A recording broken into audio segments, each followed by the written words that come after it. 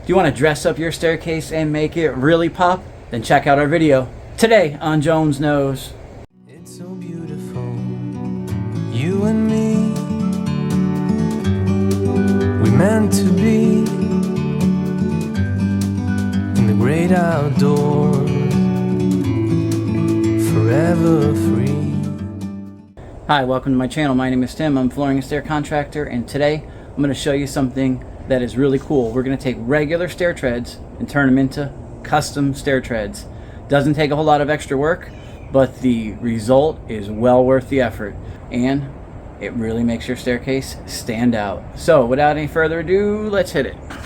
Alright, so let's get started. First thing I want to do is we're going to take one extra step. We need one extra step in our case. Depending on how big your staircase is, you're probably going to need 2 or 3 extra steps to do this, but we're going to take an extra step, and then we're going to set our fence at 1 inch. You notice here, I'm just running it through. This is really simple, just repetitive, but we're just going to rip up a whole tread and we're going to make a handful of fronts. Now this is something that we do to make the sanding phase a little bit easier. We're going to go ahead and put some white oak filler. In our case, we're using white oak. If you're using red oak, then you would use red oak filler, obviously, or you can even use some sawdust in the glue, whatever you have available. We do it both ways, but we happen to have some white oak filler, so we're going to spread some white oak filler on the front of our seam, on the edge of the board, before we even glue it. You notice that's what we're doing here.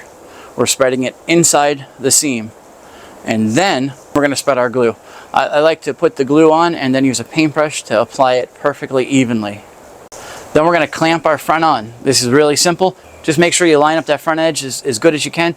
If it's a little off, don't worry about it. You're going to sand it off. In a future video, we'll show you how to do that. Now you notice we're using some paint sticks as scrap so we don't put the clamp directly on the wood. We don't want to leave an indent on the wood. When you go to sand it, you'll notice an impression, and the stain will take differently. So any kind of scrap wood, in our case we're using paint stirrers that we're breaking up because we have them, and then we're going to clamp this down.